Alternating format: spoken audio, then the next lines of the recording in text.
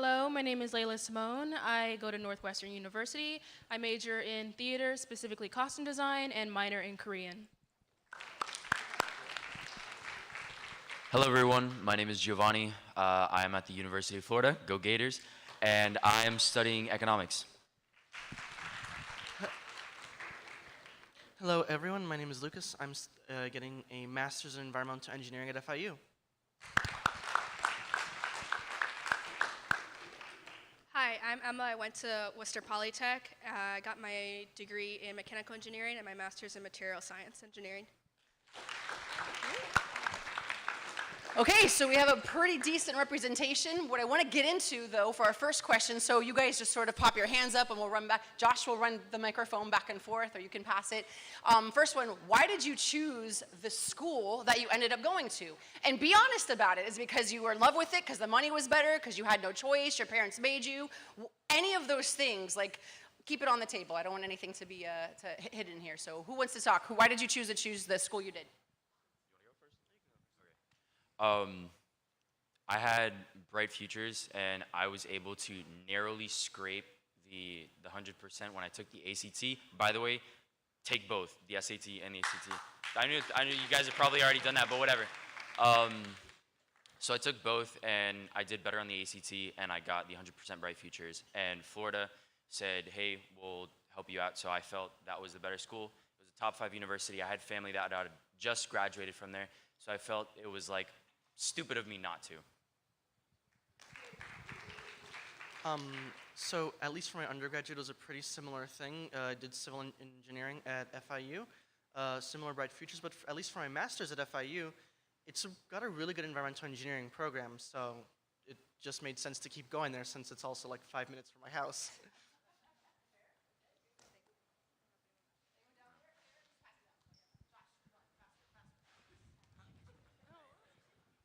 Hey, so funnily enough, a lot of the people who applied to the University of Miami, at least the people I've interacted with and even my suite mates, didn't expect to go to the University of Miami because it's expensive. They are handing out a lot of merit scholarships. A lot of my friends have merit scholarships, and once you get one, they're pretty generous. So take into account that it's financially feasible if you get one, and then also they have a lot of very specific programs. For example, the PRISM program. Instead of taking a biology class with 300 people, good luck knowing your professors, you can take one with 20 people, accelerated curriculum. It's very, very nice. They have a lot of like separate tiers for programs there, and it's definitely not impossible to apply, especially with the merit scholarships. And yeah, it's pretty cool. You're good? Would you like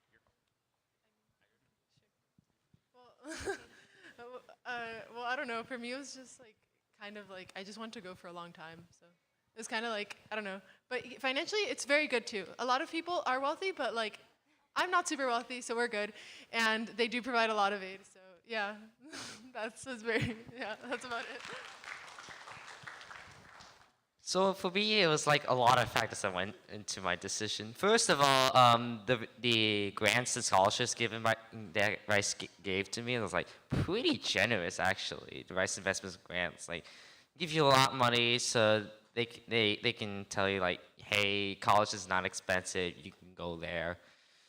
And also there was a bunch of things to do around Rice, including visiting the coffee house there, the library there, and this diversity of activities combined with like a very well-supported community is what factored into my decision of me choosing Rice, and also it's in good old Houston, Texas. So yeah.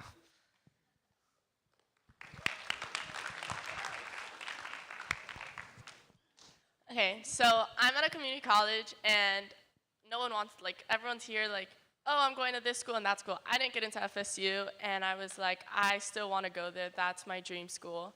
And everyone's like, TCC is the best way to get you in. It is. They will work with your schedule. They look at your FSU academic map. They will be like, this is what you need to do. These are your milestones. And if you're between a university or TCC to go to your dreams, like UCF, FIU, anything else in Florida, or go to your dream school but have to do a semester at TCC, 100% do it.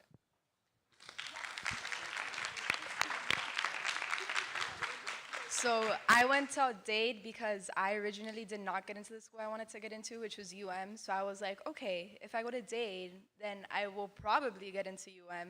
Then I realized, even though you probably get into UM, you're probably not going to get a lot of money. At least I didn't think I was. So, but I was like, okay, and then I was there, and then I was like, well, I don't even want to go to UM anymore. So it kind of like opened doors to things that I didn't even think like were in my range. But going to Dade really opens up your options to like anything from like Georgetown, Ivy League schools. Like really, it's all doable if you go to Dade. Well, Dade Honors.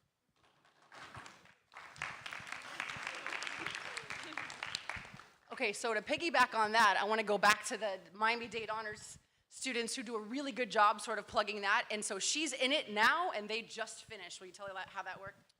Yeah, so the Honors College, if you guys haven't heard about it already, is a 2-year program. They you have an advisor at your disposal 24/7.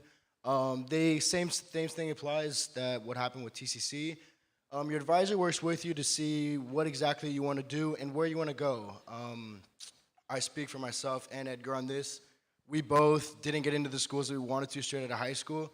We both looked at MDC Honors as a second chance to really make something of ourselves and look to see if we can do something better. Right now, I was able to transfer to my dream school and the #1 nursing program in the States, and Edgar is now one of the top business schools in the States as well. So really look into that if that's something that, if you guys are in that situation right now, like, obviously, I don't know if your decisions have came out yet, but if you guys don't end up getting into the schools that you want to get into, always look into honors. It can really change your life.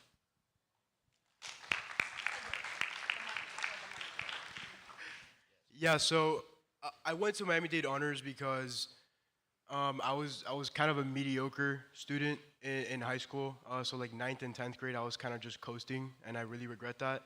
And then once I realized, I want to do all this stuff with my life, I have these aspirations, it was kind of too late.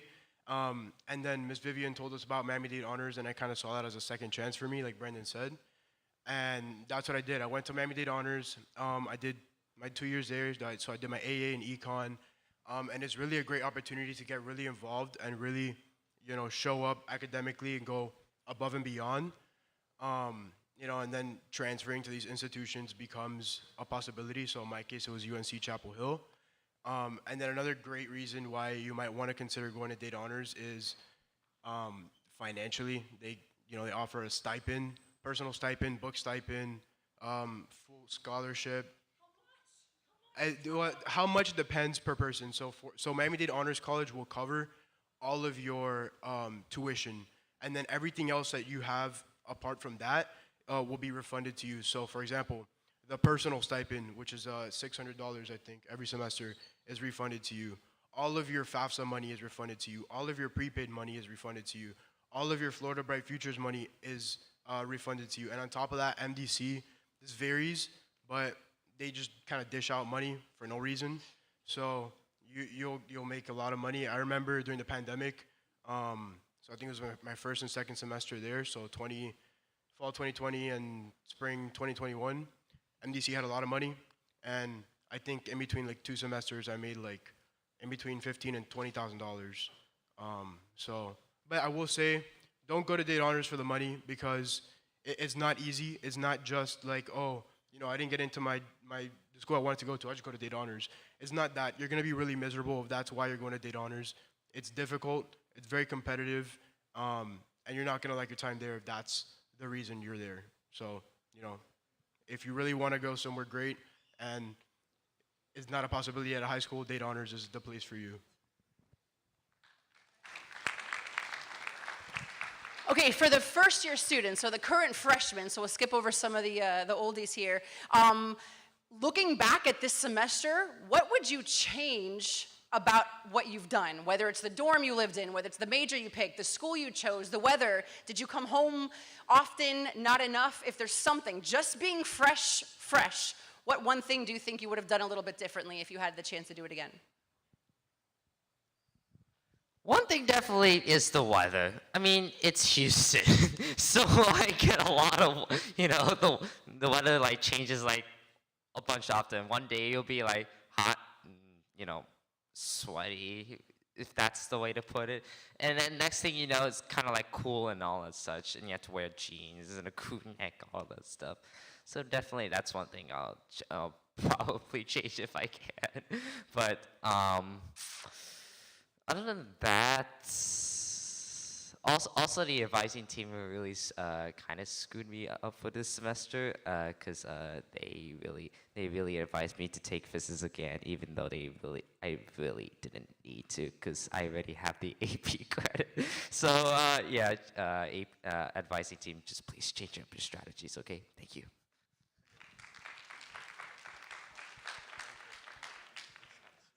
So let me preface my response by saying, if you apply to any of these colleges and universities and get in, there's an unfathomable amount of resources and opportunities for you to pursue. Like, it's incredible. If you really want to grasp it, you can. But what I will say is there's an even greater amount of opportunities if you get to know your professors. There are doors that you can't even see that will be opened once you meet these individuals, once you sit down and have lunch with them, even attend office hours regularly. I'm talking research, employment, maybe better grades, I don't know, depending where you go. But really sitting down to know the faculty and professors will open so many opportunities for you. I regret that I only started doing this really in like the second half of the semester because a lot of them are great guys. They're motivated individuals. They know a lot and they want to help out a lot. So definitely day one, get to know your professors. Notice he said guys. That is actually very sad. Most professors are men. But in any case, not to, what's it called? So, okay, mine, I have something that's a little bit less serious, but like, if you're going up north, like, we're from here, like, I've lived here my entire life. I have like a really stupid story. So like, maybe like in October, right? They were like on top of their game. They sent me they sent like grants for like winter coats and the stuff, at least my college did. And I was like, what? No, I have like the puffy ones I take to Orlando when it's cold. I have the one I took to Tennessee. So I used the money to buy a concert ticket, which was great. But yeah, now I have to spend like $600 on a coat. So be careful with the weather. It will sneak up on you because, yeah, that's life. And then the other thing I was going to mention, this was kind of something I learned too. So when I first like picked out my schedule, I just like, oh my gosh, this class is so cool, international political economy. What's not to love, right? Type of thing. So I picked the class, right? And I didn't know it was a grad student class. Like, if your school allows you in college to take grad student classes, be really careful, especially if you see that like no college student is enrolling, even though you're allowed to, because it probably means that you have a grad student type, like, this is really niche, but it probably means that you have a grad school type professor. So like, if that can like save anyone from having to do a schedule change at one point, be really careful because there's a reason. They don't give feedback. We were reading like 6 academic articles every 3 days, and they were long. So yeah, don't take any grad student classes unless you absolutely like have to or you have a good support system.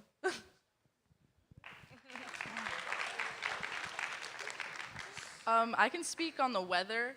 I was not prepared for it to get to the 30 degrees in October. I thought I was gonna buy my stuff when I came back to Miami, learn to layer. Also, like, be prepared if you go to the Northeast, like, the weather changes like every day. It's so cold. It's so cold. It's so cold and so windy. Like, learn to layer, get your stuff in advance, and then like talking about plane tickets, get them in advance, and get like a scale, please, because you're gonna end up putting on 5 layers at the airport, and it's gonna be super stressful. Like, pack. She overpacked by 20 pounds, and I had to pay $150.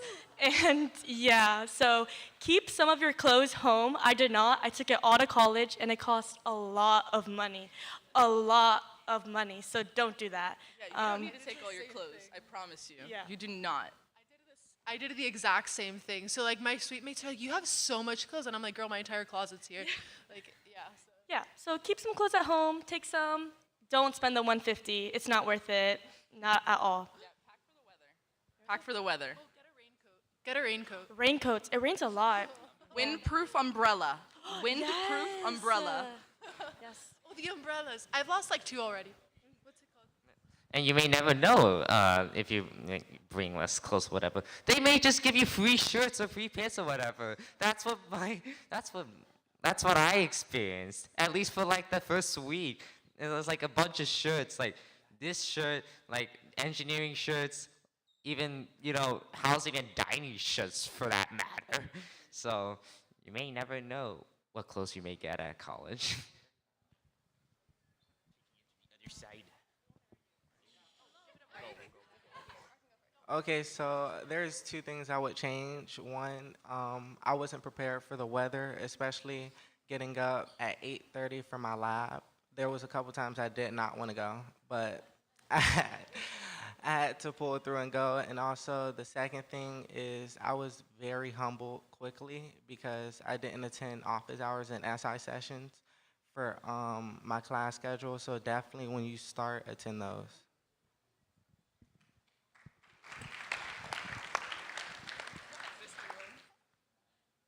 You gotta build good study habits. Like, the semester goes by really quickly. It's nothing like high school. Like, I was kind of stuck in this mindset where like, oh, I have so much time like to study and like prepare for exams. You don't have time. You will not have time. You will be cramming the last minute unless you like develop study habits. So it's really easy to like put it off and like go party on weekends, but like building a good balance between like, oh, I'll just spend like 2 hours at the library and then like go party afterwards, like at least spending some time on like your classes outside of class, because you'll have class maybe like 3 times a week and it's a big lecture hall and you still won't understand anything.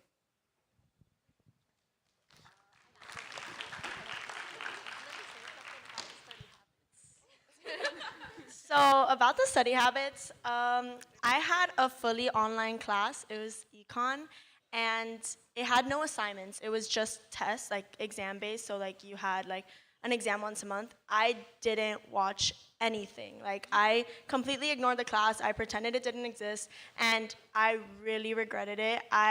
The week before exam, I had to stay from 8 in the morning to 4 in the morning every day in the library, learning an entire semester worth of stuff. So yeah, don't do that. Study, stay on your stuff. It's really easy to like lose your pace, especially online classes. Like it's really hard. Try not to take online classes. I saw online, I was like, this is amazing. I'm gonna sleep all the time. I'm not gonna go to class. Like this is perfect. I'm not gonna leave my apartment. And I really regretted it. So don't do that.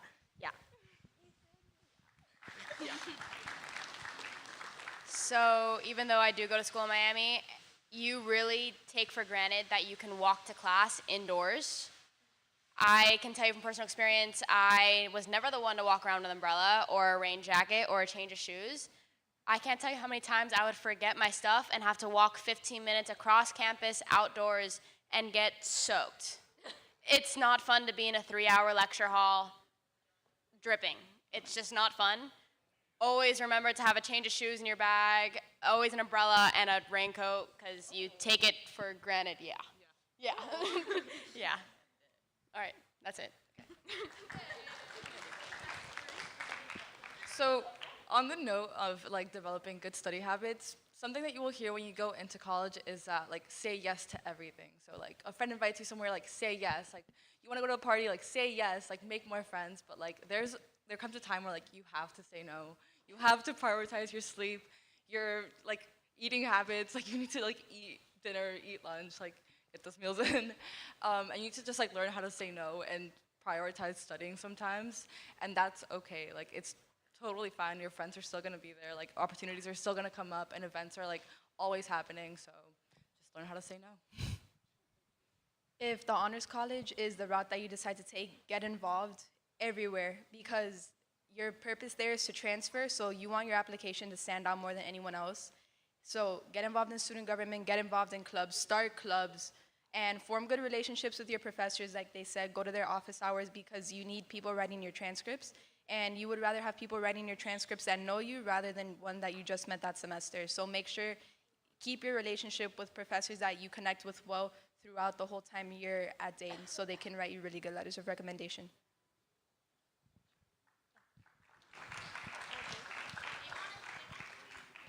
Oh, so another question? Oh my gosh. Okay, that's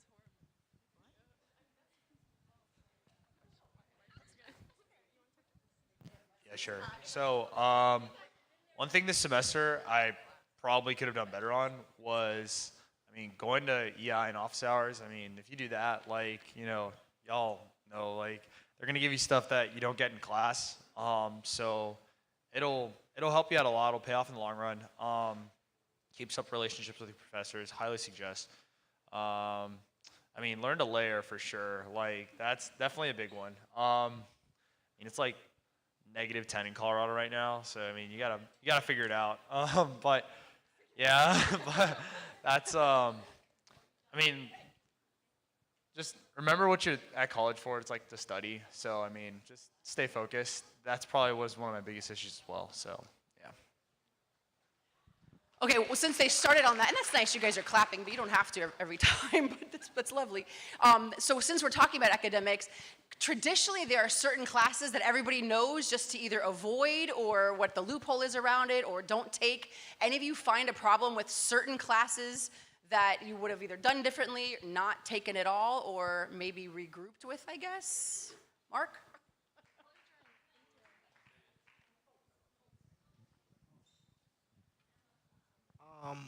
One class that killed me was chemistry. It really had me rethinking life. I had to use every single resource like tutoring, SI sessions, office hours, even YouTube, the organic chem tutor. He helps a lot, yeah. And even just doing just millions of practice problems so you can get comfortable with seeing like the different types of questions so you know how to answer them in the exams. So this is going to kind of start off topic, but you'll get the point in a second. Definitely join clubs, join club sports, do all that type of stuff, because while it does look good on your transcripts, you're going to meet people. You're going to meet upperclassmen. You're going to meet people who took the same classes you're going to, and they are going to tell you who the better professors are, which classes to take, which classes to avoid. You're going to start using Rate My Professor. You're going to use it a lot. You're going to think it's your life. It's not. It's not always 100%. I have teachers this semester who had awful ratings on Rate My Professor. Best professors I've ever had. Best professors in my semester. Some had great ratings. Not that great teachers.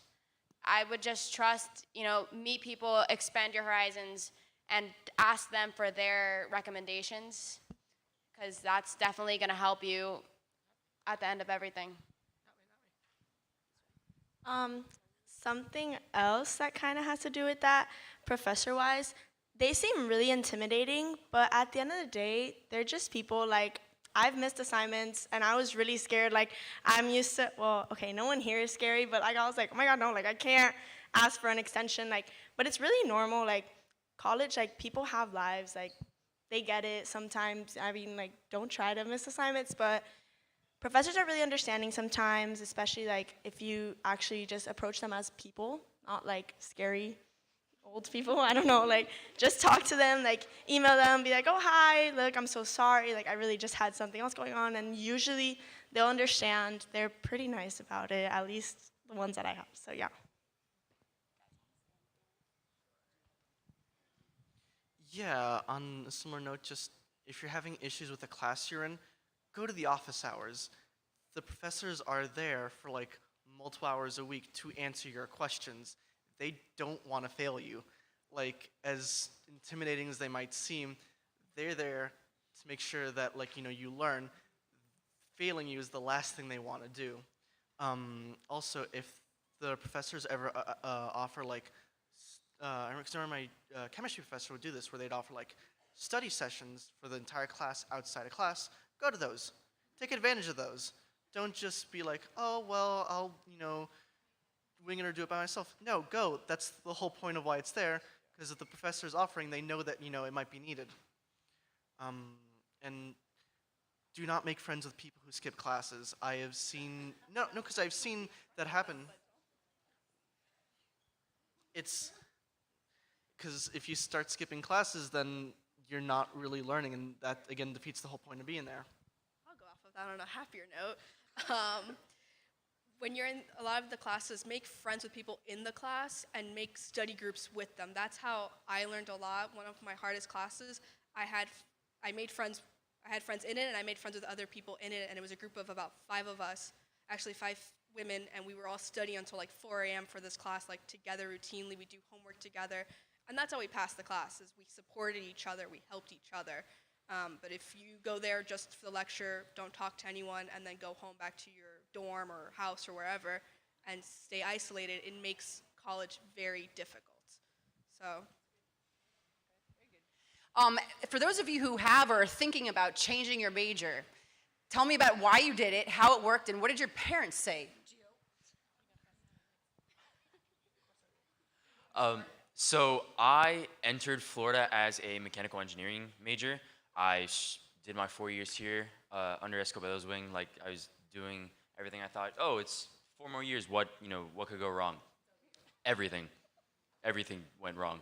But I realized your first year especially is gonna be realizing, take as many classes that have a wide range so that you can realize, oh, I like this discipline, I like this, I'd rather stay away from this. So you can kind of figure out where you stand and what you like and what you don't. Because after taking some engineering classes, I realized, you know what, maybe this isn't for me. And so I stopped and I had to look inward, and I thought, okay, what do I like? So I like math, I like talking with people, I like figuring out a problem and then solving it. So I thought, where can I go within Florida that I would be able to best put those strengths to use? And for that, I chose economics. I'm working on an internship with a consulting company called Gartner. I've already had a couple there. And I want to, talk to C-suite executives and help optimize their businesses. So it's figuring out, I'm so much happier now, that's the thing. So it's just realizing where you are, what you like, and using your strengths to your advantage.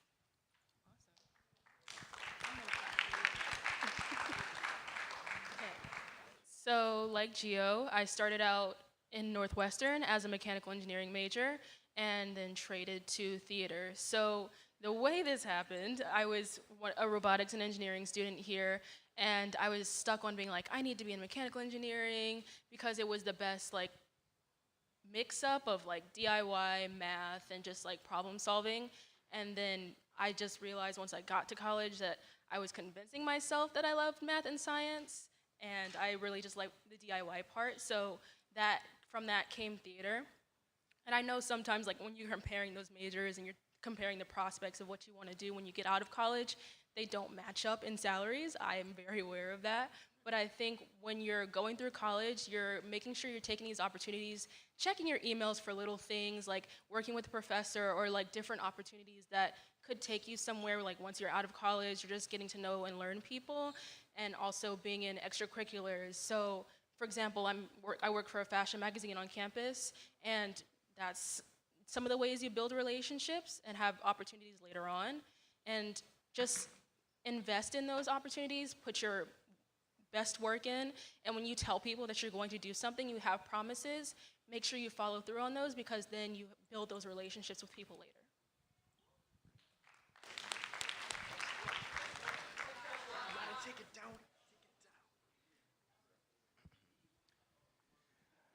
Okay, so my freshman year, just out of experience, your first 2 years of college are going to be very introductory classes. You're going to be knocking out tons of prerequisites, like your English classes, your math classes, general sciences. So at least in my case, I used to be a biology major on a pre-med track. Then I swapped to nursing. Realized really quickly I hated chemistry. Sorry, bro. But really quickly, one of the best ways that I found my niche in nursing was I started shadowing. I know most of you guys have heard what shadowing is, but definitely try to get involved. If you guys know someone that is interested or in the field of something that you want to get into, reach out to them. Just be like, hey, I'm really interested in this field. Can I come shadow you for a day, maybe a week, and just see where that leads. My freshman year, I didn't have the full experience because of COVID and everything, but obviously now you guys do have those experiences and that ability to go out and shadow people. So if you guys don't know what you want to do, definitely recommend you guys should go and shadow. I got a couple points on this one. So first and foremost, as people have mentioned, chemistry choices, I know. And it was a conscious choice. And the way it came about was I was taking Orgo, and I was liking it. That's weird. Ask any of them here. You don't go into Orgo and you're like, damn, this is fun. Like, you know something's off. And I was getting Stockholm Syndrome, and here I am. So, but what that example is you know when you like what you're doing. And especially if it's something that a lot of people don't like, then that's an even bigger sign that that's probably what you should be doing. We are all here, and there's probably like the same, raw Latin, or some type of minority, or we're just all from TERRA, and I know our parents, and they all have the trifecta in their head of doctor, lawyer, and doctor. Or engineer, that's the one. I forgot. I always say doctor, lawyer, teacher, but I'm like, no, we need to pay our teachers more, that's for sure. But it's hard to break that. And I know for a couple of reasons. One, because it's what you've been doing up to now. And two, it's what your parents really push on you. Do the thing that makes sense. Because it doesn't make sense to go so far into debt and hate your job. No, at 0%. And let me tell you one thing, even me, chemistry, you know, it still took a bit to convince my parents because they were like, okay, but I know what a doctor is. What do you do with a chemistry PhD? You do what all these people have said. Look into the field. There's much more jobs out there than doctor, lawyer, engineer. It's incredible what different niches there are out there and what different networking events will come up. What different job people just come constantly. I know UM had a career center, and UNC constantly has people from chemical companies trying to hire us, grad students. And believe me, there's plenty of things you could do straight out of undergrad, let alone. So the more you look around, the more you'll see, and the biggest part to doing any of this is being your own advisor. Because as has been hinted, we don't all have Miss Vivians in anywhere that we go. That's for sure. That's for sure. And of course, all our other counselors here at TERRA, I love you. But let's be for real. Like, it's very great here where they tell you exactly what you got to do or lay out the specific options and it gets figured out. And they come harass you if something is wrong. They don't know.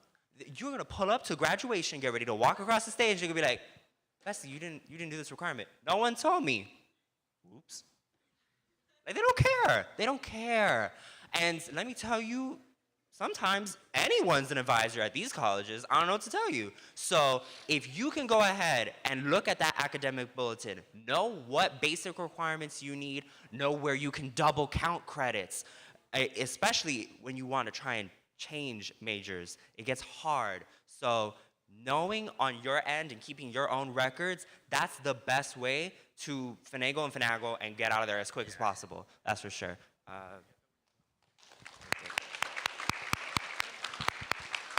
Yes, adding on to that. So when I said bioengineer, I didn't exactly mean I'm dead set on bioengineering. Because because in my mind it actually changes from bioengineering to mechanical engineering to, I even considered chemical engineering one time because I found orgochem to be so darn interesting that I just don't feel like it's right, but still it just feels interesting and it's just, you know that. But it's okay to like have your major not set yet, because in your freshman year, especially for you all's probably gonna be starting freshman soon, maybe. But yeah, you're still gonna be exploring your interests, feeling all the feels, getting to know your classes, and so yeah, it's okay to be feeling that. And like what he said, just check all the general requirements, see if you think you can probably deal with the classes, all the course loads. Sometimes they'll even give you syllabuses here and there. And so they'll have like a listed breakdown of the courses. So yeah, definitely go research into that. So see if that's right for you. Thank you. So, yeah, thanks, Adam. So, before I actually did not change my major. I'm actually not allowed to declare a major until the end of sophomore year. I think it's because like we're like at least Harvard recognizes that like we're indecisive. Like it's like there's a song. What's it called? Anyway, so it's kind of like hard to know what you're gonna do and that kind of thing. And like something that like was talked about was like, oh, you know what you like to do? Okay, yeah, but I like to read and write. There's so many careers that you can read and write and that kind of thing. But whatever. Anyway, like I'll go into that. But what's it called? So I actually changed like my supposed major, like concentration type thing, whatever that is. Before going into college, I had like some kind of like divine epiphany or something. It wasn't that serious, but like I was like, oh, I don't actually want to be a doctor. I just like people, and like I like chemistry, but I don't want to be a chemist. So like that kind of thing. So I don't know. It's more about like doing kind of hi Riley, what you enjoy, and yeah, that's so. I had it before I went to college. So everywhere it actually says I'm doing neuroscience, but I'm not. But then to build on what you were saying about things that do what you like to do. There can be a lot of nuance with doing what you like to do. So like, for example, let's like say like you like to read or something, but like you're focusing on the metaphors as opposed to like the social themes or the philosophical themes. You should probably go into something that's a little bit more English. But if you're like reading and what you really like about it is like the social things, like the political things, like, I don't know, like you're really going into like the philosophy of it, remember that there's a lot of nuance to your degree. So like there's things that you can like specialize in, things that you can look towards, and like don't like fall into like the trap of like, like specific, like, I need to get like, for example, I thought I was gonna get like an econ degree for a while because I thought I want to do law, but I thought like, oh, consulting before law, that's like a thing. But really, a lot of the time, what your degree is, you can get a much more nuanced degree and, still have like a good job. You don't really like, it doesn't have to be exactly what you're gonna do in the future. So I don't know, that's something I have learned from my advisors. I have a really cool one. His name's Jonah, he's great.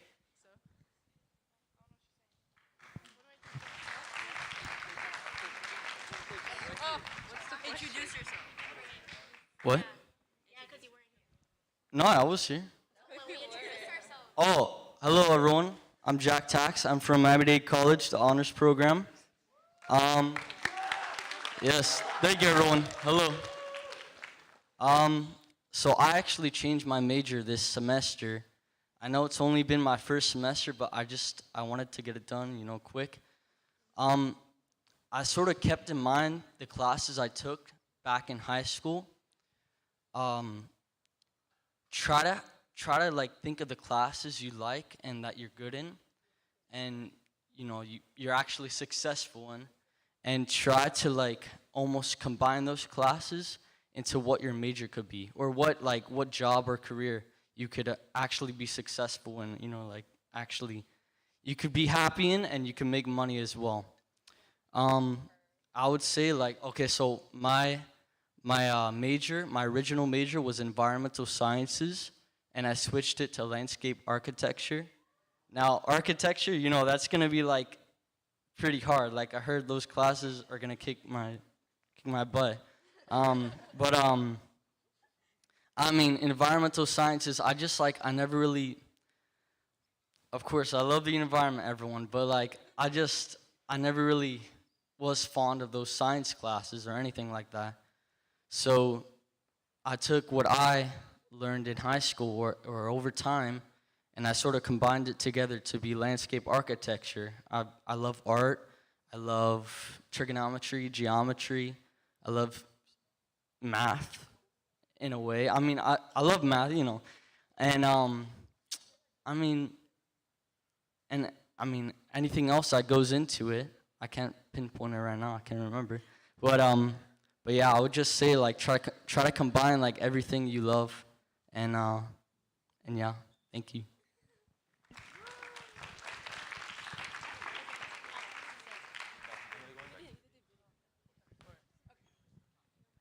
Move away from classes for a while because we're done with that. So for those of you who are living away from home, dorms, apartments, tell us about it. You've got roommate stories, good ones, bad ones, what you would do, what you wouldn't do, dorms versus apartments. So, I probably have the craziest roommate story ever. So choose your, I'm not gonna say choose your roommates because my sweet mate did not get the better end of that. You're gonna have to learn to live with people. If you have a room by yourself right now, cherish it, man. It's gonna change. So I'm a student athlete at the University of Miami, and I was told I was gonna be with another athlete. Okay, great, awesome. That didn't happen. I was put with some random girl. Okay, with random sweet mates. I ended up finding out a couple months in that my sweet mate was on paper just like spent a couple months in a mental hospital for some homicidal tendencies. I have the craziest story. I'm telling you, people are like, like I went to college, my roommate's my best friend. I kind of just, say hi, see her in the bathroom every now and then, and just, keep walking, like you can't get stuck on the fact that your roommates are gonna be your best friends and they have to be your best friends, because sometimes it's just not gonna happen. You can't be stuck to people in college. You're gonna meet so many people. You have to, high school is very clingy, especially compared to college, and you just have to meet a lot of people because you don't want to be stuck with a homicidal best friend. So, okay, yeah.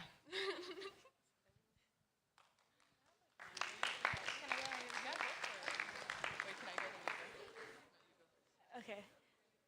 Okay, so many colleges have like the random selection survey process, and I was like, I don't know how I feel about that. I am not gonna leave it up to fate. So what I decided to do was go on like my college's page and look for people, and I saw this girl, and she was like, I love Harry Styles. I was like, okay, I like her. So then I DM'd her. I was like, hey, do you want to rig the survey together? So we matched our answers, and then we got actually paired together. It was crazy. And yeah, she's amazing. I love her. Amazing roommate story. Gonna dorm with her again. About living on your own, so much independence can be great, but it can be easy to lose track of your priorities and stay out every night, stay up till 4 a.m. every single night, create a schedule, create your priorities. And I have a single, I'm so lucky, but you have to find a way to branch out, make your own space. Even if you have a roommate, make your space your own, because it's hard to find a home when you're away for college. I don't have the worst stories ever. I think I'm in a 6-person suite, so it's 6 girls in there. We share a bathroom, and it's I'm in a double, and my double's about the size of your parents' master bathroom, that type thing. It's very small. So something that I do have to mention about that, so something my roommate story, I guess, is that some of my roommates I didn't really expect this, but maybe I sound super naive, but whatever, this is really candid, but Harvard has a really big drinking problem. So it's really intense. I know other colleges have it too, but it's the type of thing where it's a common room just full of people drinking, and there's no music or anything. It's just that's unwinding, I guess. So whatever. So I didn't expect that, right? Anyway, so very sheltered. So I get there, right? And I couldn't, one time I came out of my room in my pajamas, I don't know, I think I was wearing a sports bra, a pajama, and there's just a bunch of guys and people just wasted in my common room. And I was like, oh, that's nice. And you really do learn to not be sheltered and to be really patient, because if you're studying and you go out to that and it's oh, that's fun. And that does happen. And it's really easy to feel terrified by that. So that's one of my stories. And then another one I have is I don't know, my roommate, I love her. We're really close now, but so you'll get people from all walks of life, and especially if you go to the Northeast, we were actually talking about this. You'll get a lot of what we're not used to, a lot more politically correct, a lot more I don't know. It's that's definitely a thing. So sometimes political arguments are a thing, and yeah. So I don't know. That's something I noticed. Those things can be big too. Aside from the usual where did you put my toothpaste? Sometimes it's big ideological things, do you believe in universal health care? So yeah. I'll take it. So a skill that you will definitely learn if you have a roommate, whether you've known them before or you're randomly assigned, is, I can't mention that name. How can I put this? You learn to be strong, state your values strongly, but also disagree respectfully. Because when you're living in the same space as an individual, it's a shared space. But you may have very different family educations, home styles. You carry yourselves very differently, and you have to learn to respect the other individual for who they are. And you don't want to be disrespectful to them, because trust me, the silent treatment in a room is it's awful. It's something that's very difficult to deal with, especially when that's the person you wake up with every morning. So you will I guess, you'll definitely have to learn to stay strong, don't bend to their will, but also learn to respect who they are and concede sometimes. And it's a life skill that you definitely need to do well. And you're going to disagree with people throughout your entire life. So it's good to develop that skill in college now if you haven't done so already. So just a TLDR version of what everybody has said. Just learn to live with the people that have like different backgrounds, experiences with. It'll be worth it in the long run. Also, I have like a story to tell. So there's an event at Rice that takes place every fall, I think, every fall, like mid-fall semester, called Screw Your Roommate. If you ever heard of that. So so basically, what every student does is go on the Facebook. Yeah, so they go on Facebook. They go into the Screw Your Roommate page hosted by the Rice Program Council, like one of the main clubs here at Rice. And they just started like posting quasi dating profiles. so like Tinder, and it can get pretty wild. Yes, and the only rule about posting is that you have to post a dating profile about your roommate, and they have to post a dating profile about you. Yes, yes. You can imagine how wild it is, but I can promise you it is very fun because your roommate can match you with like someone you may be compatible with, and then you can maybe go out on on a restaurant trip, get to know other people. Because that's the whole point, getting to know other people, even if it gets a little wild sometimes. So that's my story. And that was interesting. Pretty wild. Okay, so obviously I went very far, and it was the best decision of my life to leave. I really miss Miami when I'm gone, but the experience you get is insane. Like, you get the college experience. I met so many people that I definitely, they're gonna be in my life forever. My roommate, we're best friends. We do everything together. And we've met everyone in my dorm. We're all super close, our floor. I actually have a girl that's coming to visit me next week for a week because she needed to get out of the cold from Ohio. So she is coming next week, and I don't know, it's awesome. You walk to class, come back in the dorm, every night we listen to music, all the girls. It's definitely an experience. So if you're thinking of leaving, I definitely recommend going. You gain, you have freedom, you get independent, it's awesome, so. Oh, Jack wanted it. Jack. All right, I'll be honest. So I go to MDC, so I live at home. It's sort of lonely, to be honest. At first, no, it's for real. Like from acclimating from high school, from seeing a bunch of people every day, from being of course, sharing classrooms full of people at college, but spending time at lunch together, just being together, 7-8 hours a day, to just some classes together, and then you have to go have your own free time and do what you want with your free time. It was hard acclimating to it, but I mean, I would say not even a month and a half ago, I finally acclimated to it. It's been hard, but I would say just what we've been saying, try to join as much clubs and organizations as possible.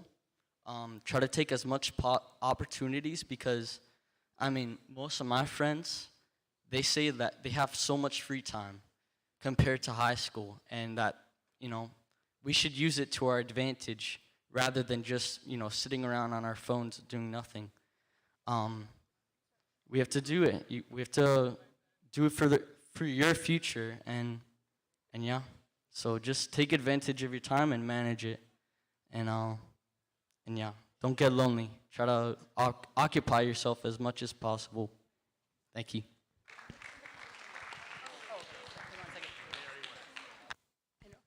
One question, I want to kind of add to that. So it's like the dark side of college, I guess, but that's probably the number one thing when people come back. I'm like, how was it? How was it? In the beginning, I was overwhelmed with kids who were like, no, I love it, I love it. It's, you know, they say all the things you want to hear them say.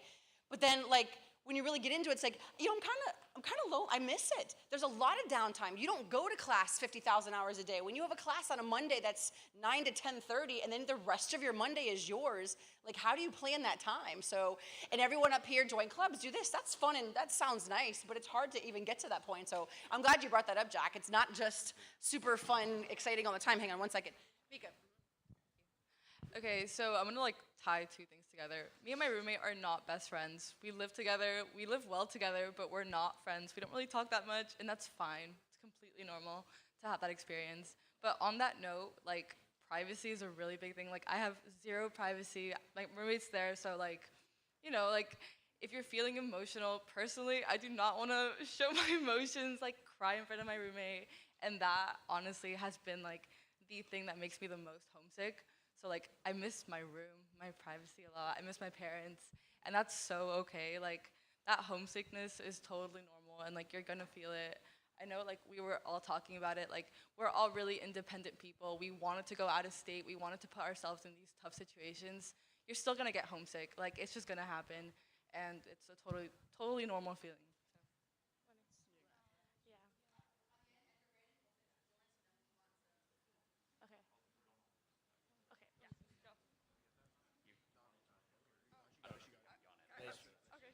All right, my bad. Oh, my bad.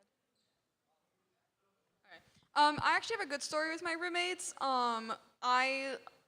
Most people after living 1 year in a dorm decide to move to an apartment. I'm actually gonna go next. I'm a second year, and I'm gonna do my third year also in a dorm. It just works for me. It's very easy. I get along with my roommates. One of them is really like we're really close and stuff. But you do have to realize there are people who are different. Two of my roommates are very small town Florida, and the other one came from Ohio, so completely different from people in Miami. But like the one thing I could say is actually talk to your roommates, because I have friends with horror stories with roommates, but also friends who literally just never spoke to their roommates and then wondered why they didn't get along. So just talk to your roommate, like be honest with them, and also be used to like giving up your own personal time sometimes, because you're always gonna have someone living with you. Okay, so the point that I'm gonna touch on is we're in college. I feel like a lot of us forget that. As a college student, you go out a lot. At least I do. But like as college students, like you have to realize that you guys, like you and your roommate both have different social lives. Not everyone's the same. So when you have your roommate, make sure you guys are both communicating. Look, I'm gonna be back at this time of night, because you don't want to keep them up. Or some people, at least me, I share a room with my roommate. One of the key points that I really struggled with, and so did my roommate, was communication in the beginning. Obviously, as a transfer, my roommate's also a transfer. We both didn't really know anybody on campus, and I feel like that's similar to the freshman experience. But as you're getting to start to know more and more people, you venture out, you come back late at night. So really just try to be open with your roommate, be really considerate. If they have exams the next day, like I try to stay in every single night whenever my roommate has like those 8 a.m. Friday morning exams. So be conscious of your roommate and try to respect them. I feel like mutual respect is something that you really need to have between roommates.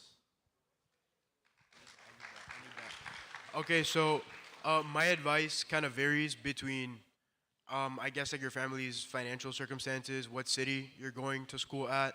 But I live alone in an apartment, and I think that's the best decision I've ever made. everyone and their mothers are beefing with their roommates, and that's just a bad situation to be in if you really need to be productive in school. So I think one of the best ways to spend your money in college is to live alone. And you know, take this with a grain of salt, but you don't really need your car in college, and to a certain extent, it's actually it sets you back to have a car. So if you're not going to take your car up, just sell it and use that money to live alone, live closer to campus. You know, I think you'll really remember this when you're not fighting with your roommates and your friends are, and then that's kind of impeding their studying and their productive time. So spend the money living alone and not going out like Mr. Brandon.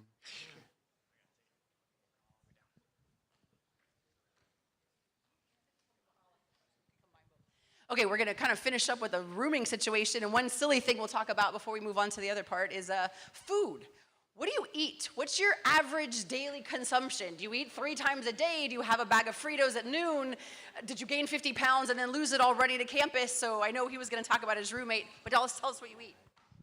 Okay, so talking about my roommate, and then I'll bridge into food. So your roommate, right?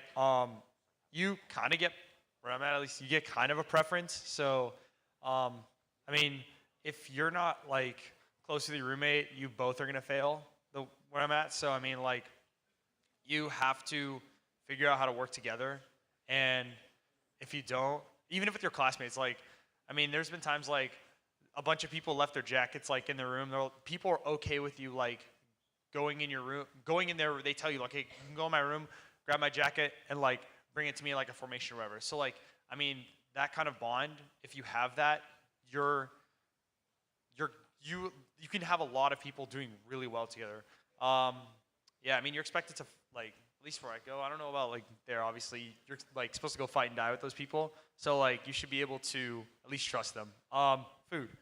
So, I mean, I get 3 meals a day, which is nice. I don't know, I'm lucky enough, but, I mean, other colleges, is like, you know, it may not be that way. You know, I gained about, like, 15 pounds while I was there. It was muscle, though, so, I mean, we're good. Yeah, so that's about it. Okay, so starting off with a roommate, I had a roommate freshman year, decided that it was not for me, and became an RA. And essentially, an RA is sort of like what people call like the dorm cops, but it's about just doing it for the benefits sometimes. So you get your free room and board, so you get free dining plan and a free room, and you're in the room by yourself. That comes with some stipulations, like you have to put up the bulletin boards for the dorm, or you have to like do checks on residents and stuff like that. But it's just about how much you invest time into it, and just remember that you're a student. So you don't need to go overboard, but have fun with it if you decide to become an RA. In terms of food, honestly, I'm not gonna be honest. The dining menus or dining plan, stuff like that is really repetitive.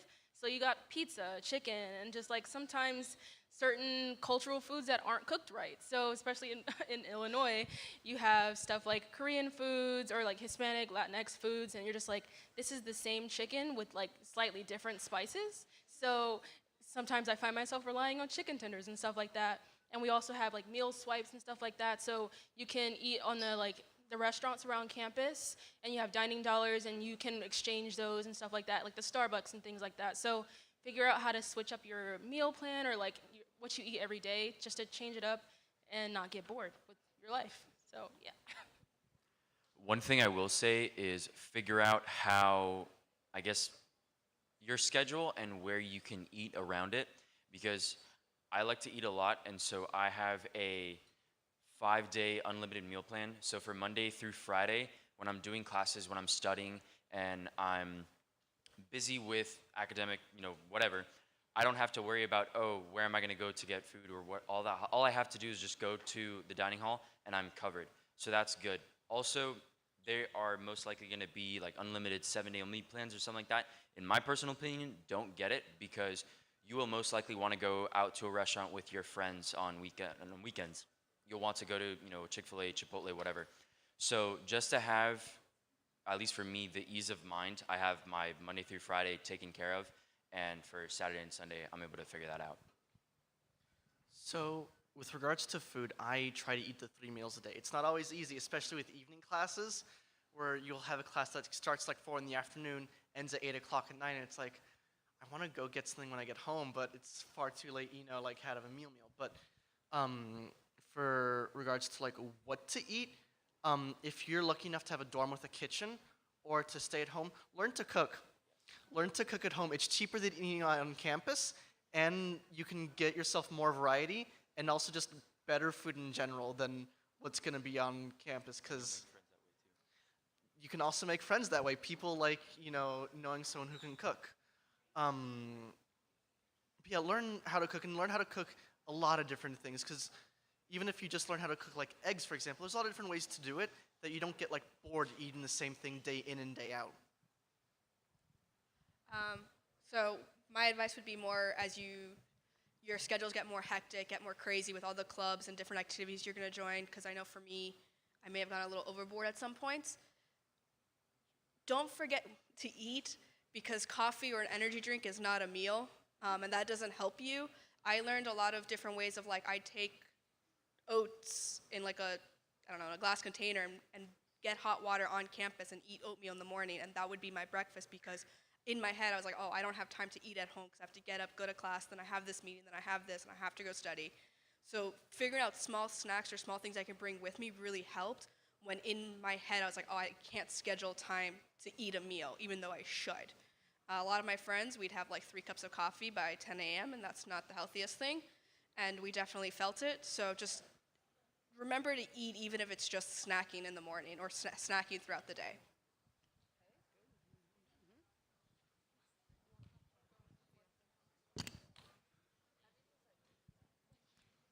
Oh, okay. So I live in a tower dorm, which is basically like an apartment. Like I have my own separate room, and then we have like our own little kitchen and like living area. It's kind of nice, and it's not that expensive. But I honestly steal my roommate's food like all the time. Like I'll forget to go shopping because I don't have time to, and I'll just steal some of their food. Don't judge me. Anyways, so on top of that, meal plans are like kind of a hit or miss. Like everyone like is like, no, don't get a meal plan, don't get a meal plan. Listen to them, don't get a meal plan. For the first 2 weeks, I would go and it would be amazing. Like this food would be like really good. And I'll be like, why does everyone hate on the meal plan? And, like it kind of eats. It doesn't. It doesn't. After that, they get lazy and they start serving you the same thing. And I get out of practice at like 8:30 sometimes, and the dining hall closes at 9. I get what's at the bottom of the tray. It's not good. So just be careful. Buy a little mini fridge for your room. Don't forget to shop, and also steal your roommate's food. Thank you.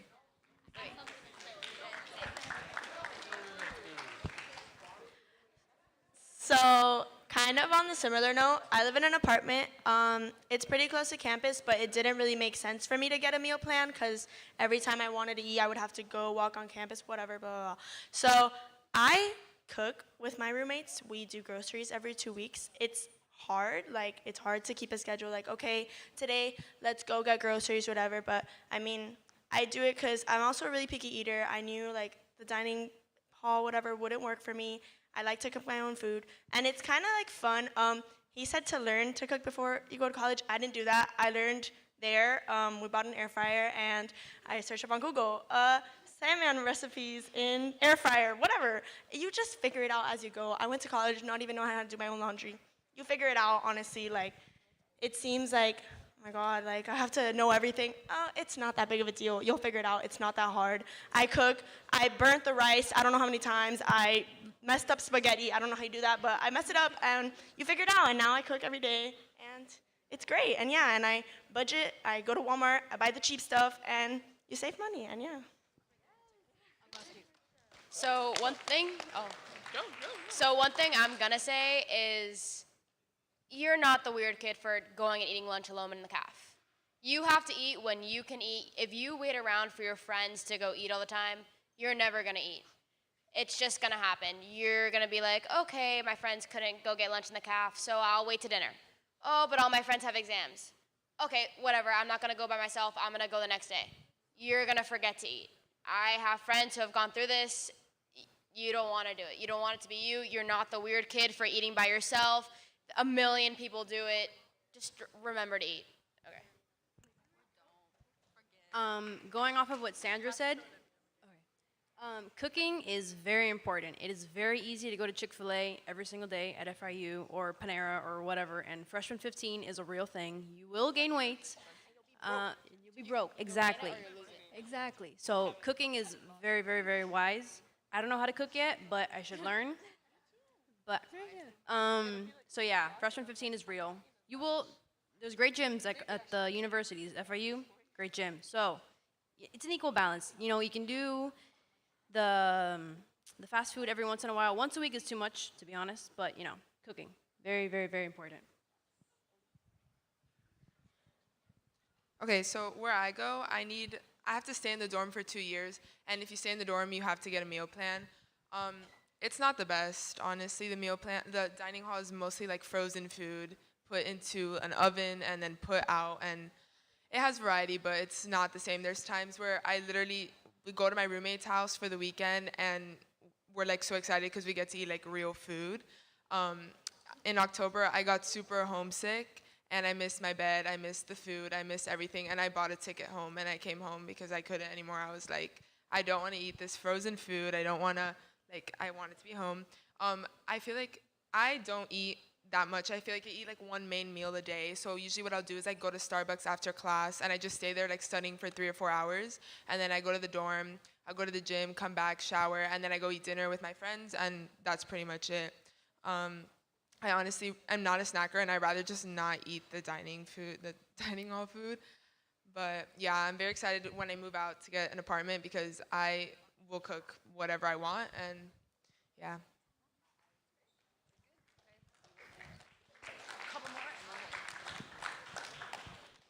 In my experience, my dining hall food is very, very, very mid every day. Same thing. So tiring. So tiring. It's so easy, to think, I'm not gonna get up before classes. So much work to get breakfast, and then at night you're studying or out with friends. You just don't make time to go to the dining halls because it's nothing special. So it's really easy to skip meals. Don't. The food is bad, but use your dining dollars, whatever. Get snacks for your room, get things you can make in your room, anything like that, because it's very easy to not eat healthy or the food is just mid, but then they'll have pizza every day, so it's really easy to fall into the thing, have pizza and ice cream for every meal. It's really easy to do that. You do it in the beginning, but just make a plan for your eating habits and don't forget to eat. Yeah, kind of similar. I really like my dining hall food, but they have pizza and chicken tenders and fries every day, and I was getting into a habit of eating that.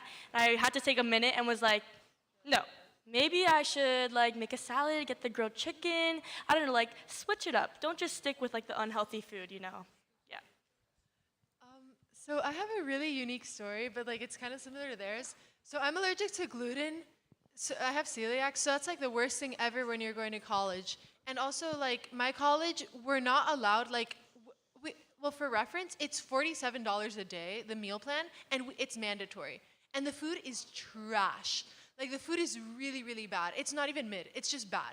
And most of it is not gluten-free at all. So, and then the other thing, I'm not just ranting, there's a moral, but what's it called? Aside from that, we're not allowed to have pizza and stuff because we're supposed to experience different cultures. So every day it's a different culture's food, and we don't have the basics type thing. I don't have I think we have French fries every it's sporadic, and there's no pizza ever. So it's random stuff. So you will get that, and sometimes it's kind of mandatory to get the meal plan. I can't just ask them to reimburse me.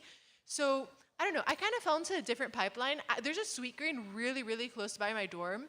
So I just kind of ended up spending about $500 a month on food, out of pocket. And my dad didn't take that too well. So my health didn't take that too well either. So I actually lost a good amount of hemoglobin. I had to go to the doctor several times. My blood sugar was chronically low. So I don't know what to tell you, to be completely fair. If you go to a private university and they force you to have a meal plan, just kind of be prepared for the worst, I guess, and take supplements. So I take a ton of supplements now.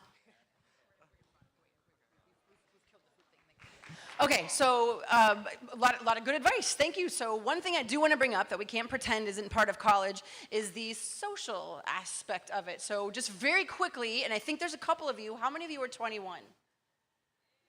Okay, so with full respect of the law, where you are not allowed to drink until you're 21, I'll start with you guys first so you can explain how that transition was.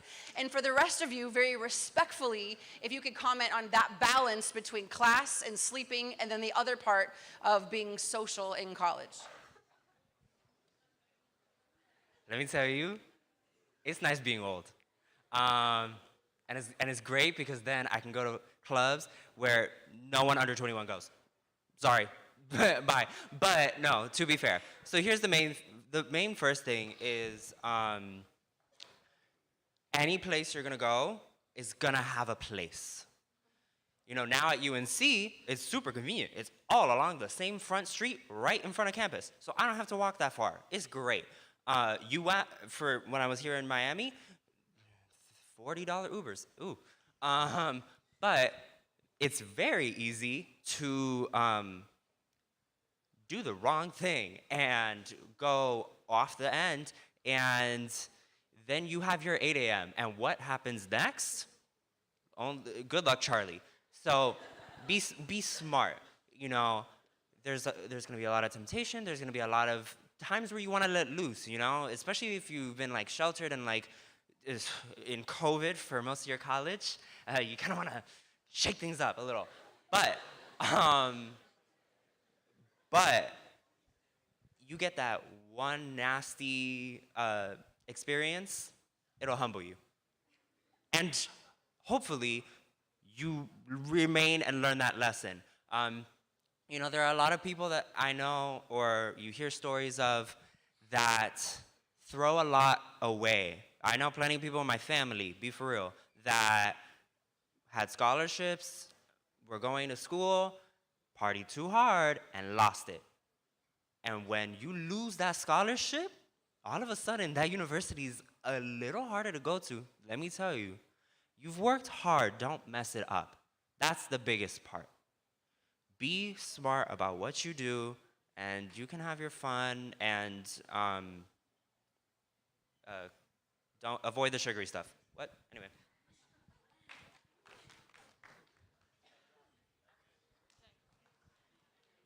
So I'm just gonna be real honest with you. I know everyone's gonna be excited about experimenting, so that's just like a given. But I say like when you're in these like parties and stuff like that, like don't push yourself to like a limit where you like black out, because that's just like the worst part. And just because like when you're getting to that point, you have to go to the hospital. Like I know it's like, oh, I'm getting blackout drunk. It's not cute. I'm gonna tell you that right now. It's okay to have fun, but know that sometimes you're coming into these spaces with new people and not everyone has your best intentions at heart. So you don't want to end up in a place where someone's not going to take you to the hospital or let someone know that you need help. So don't put yourself in that position. And I think also one of my rules, don't let someone take a picture of you while you're drinking. If you're going to drink, just don't have evidence of it. Or if you're at a party and something feels sketch, like you've got a small house and there's 100 people in a living room and you can feel the floor flexing underneath you, leave. So just, if it feels sketch, leave. That's all I'm gonna say. I would say another thing is do everything in moderation, kind of like what you said over there, is just making sure, like, yes, you can have a social life, you can go out with friends and stuff like that, but at the same time, realizing that you're not, like, I'm not in Gainesville to go party. I'm not in Gainesville to go to downtown or Midtown or whatever. I'm there to get my degree and to make connections.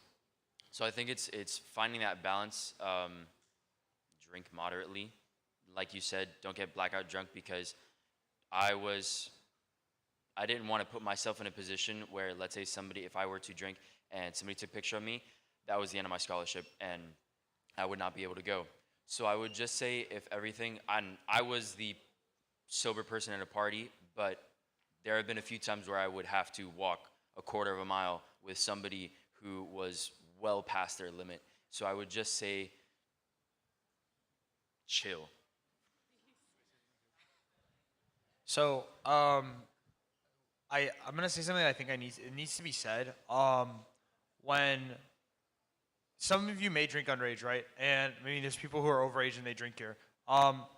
Just like when you go to a party, remember like it's really sad, honestly, but like drinking and like there's a very high correlation of people who are like heavily intoxicated and like sexual assault. So I would highly advise you watch out for that because like it's like it is a very serious issue everywhere. Like in college, even like the Air Force is like actively trying to stop it. It's the numbers are low, but like you can't like they're trying their best to get rid of it. So I mean, it's something you have to watch out for. So just have that in mind when you like drink responsibly. That's basically what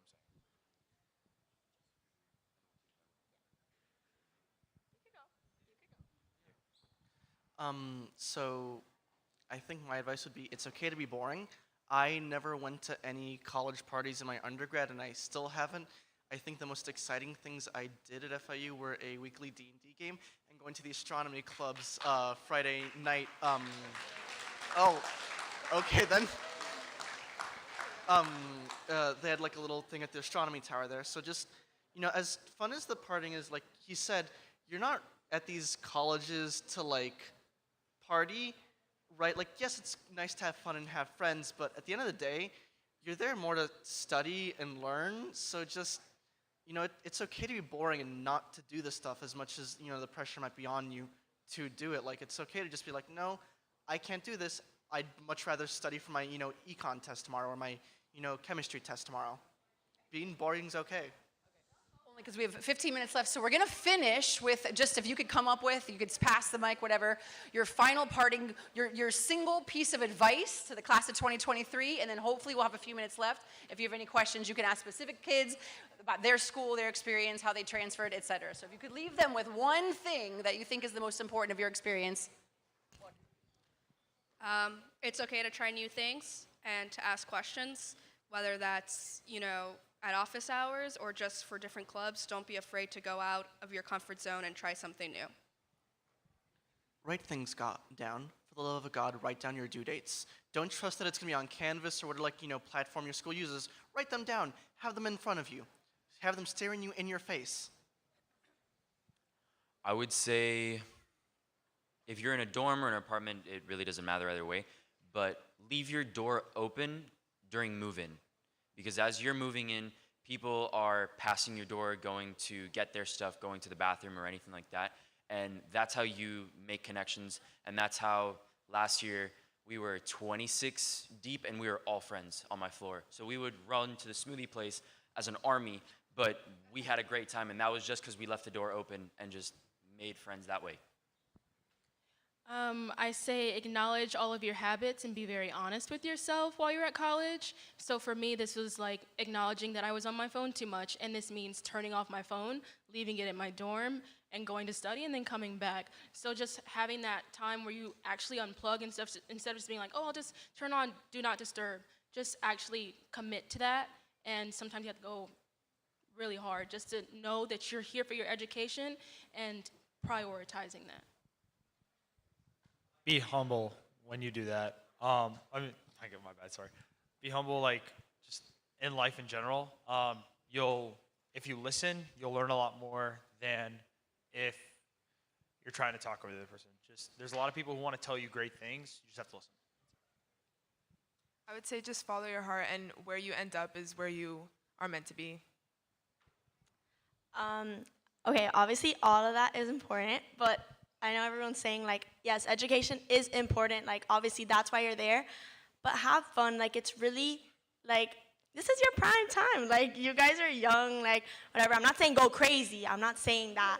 But if you're going away, especially, like, experience it, like, live through it. Like, you're going to have fun. It's not that deep, honestly. You're going to get your stuff done. There's a really good, like, balance. Like, if you time manage right, like, I do everything I want to do, and I got my schoolwork done. Like, I do good in school. Like, I really don't have any regrets on, like, oh my God, I spent too much time, like, going out. I spent too much time, like, with my friends. I spent too much time in the library. Like, no, I feel like I had a good balance. Like, do it. Like, I'm not saying say yes to everything. Have a balance, be mature about it, but have fun because, like, this is like the, this is the time. Then you're gonna grow up and get a boring job and whatever. So just do it now. Okay, I would say have an open mind as much as possible. Take all the opportunities you could take that are free to you, and your extracurricular matters. Everything you do besides school matters. So do it well and pursue new things, and don't be lonely. I would say listen to your advisors and talk to them, but don't necessarily count on them because they don't know your personal interests and like what you want to do with your life specifically. They're kind of just there to guide you in a general direction, but they don't really know, like you personally. So you're just a number. You're just, as sad as that sounds, you are. So make sure you know what you want to do. I mean, you don't have to know right away, but slowly learn what path you want to take, and yeah, pretty much it. If you have the opportunity to leave, but you're just scared about doing it because you don't want to leave your hometown or your parents or your friends, highly recommend just going for it because it's going to end up working out the way it's supposed to, and you learn a lot about yourself.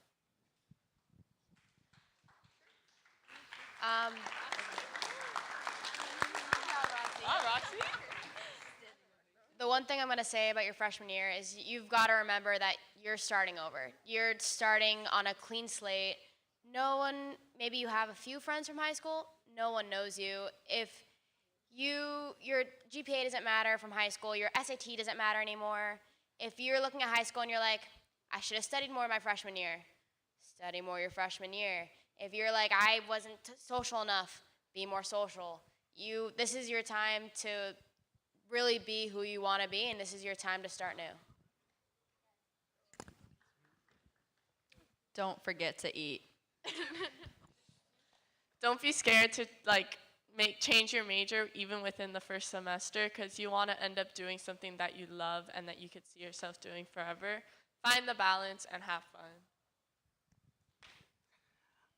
If your school has a welcome week, make sure you attend all the events and try to meet as many people as you can. Also, surround yourself around the people with the same goals as you because different majors require more studying than others, and just have balance. Not too much studying and not too much partying. If you want to transfer, make sure to stay involved those 2 years. I know you're all super involved now in high school. Just push for 2 more years, and then you'll actually get to be where you want to be. Definitely find your balance. It's going to take time, but make time for fun, make time for yourself, and make time for your studies. Join the clubs, be social, go out, make the memories you remember for the rest of your life, but be safe. It's okay to feel homesick. Like for me, I was like, I don't like Miami, I'm not gonna miss it, but you are. Just remember, your friends are still there, you can text them, call your mom, call your dad, call whoever, and although you may be living at that place, Miami is your home and you're always gonna come back here. So, yeah. That's so valid. So my piece of advice is there's a lot of it's important to be flexible and important to be social and go out and that kind of thing. But something I'd say is really important is be true to yourself. There's this whole concept of reinventing yourself in college and that kind of thing. We can change things about ourselves, but stay the person you are. At the end of the day, there's room to evolve and that kind of thing. But don't try to fool yourself into thinking, oh, I'm a new person as soon as I go into college. Because no, you're the same person and the same person with the same core values. And the worst person you can disappoint is yourself. So above all, be true to yourself, I'd say.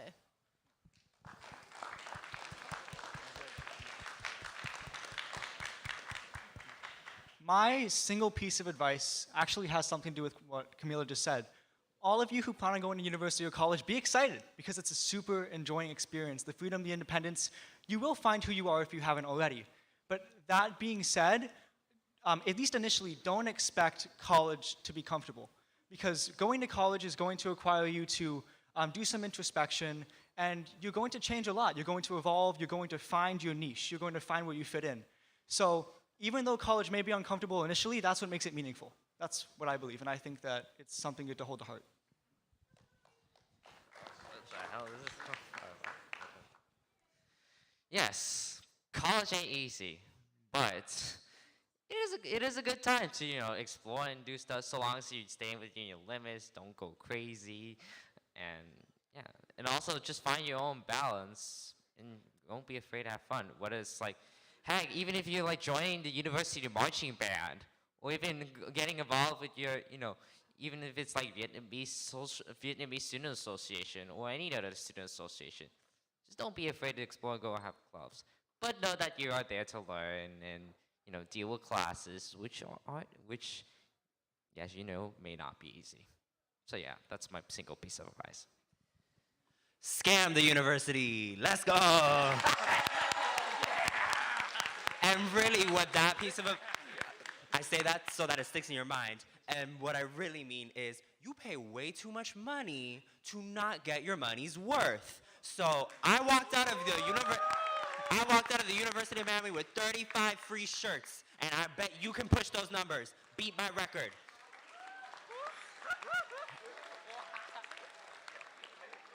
That was my undergrad advice. Now as a grad student, I will say, tell your parents you love them.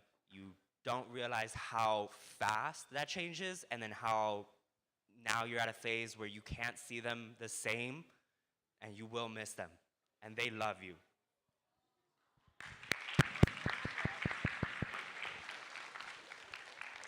So on that note, I would say think about your parents, how most of your parents left everything behind in their countries and sacrificed everything to come to this country so you guys can be blessed with this opportunity to study at a fantastic institution. So don't party your education away.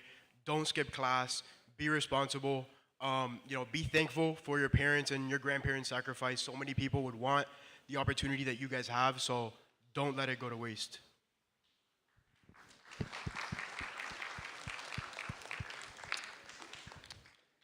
Definitely get Google Calendar. That saved my freaking butt. Definitely college, you're gonna realize it really quickly. There's a lot to do and very little time to do it. Enjoy your time there. College can be some of the best years of your life. But also, keep this in mind. Learn to say no. You don't have to go to everything. Take your time, pace yourself, enjoy. College is great. Most things have been said down the line, but basically the one thing I could say is just make sure to devote your time well. You want to start doing still do extracurriculars, join clubs, do research, shadow anything that's important for your major, but at the same time give yourself time to de-stress, because while you are studying, you don't want to start cramming and get burnt out, because that could really take passion and love away from the thing that you really enjoy, and you want to be able to enjoy college to the fullest and not just be overwhelmed by something you thought you liked. So All right, really good. I'm glad to see you guys. We don't have time for individual or group Q&As, but we're going to end now. So knowing their stories, where they came from, where they're going, how they transferred, how they didn't. If you have any personal questions, then feel free to just kind of run up to the stage. But in the meantime, we thank you guys a lot. Once a wolf, always a wolf. We're happy to see you and that you're doing well. Thanks.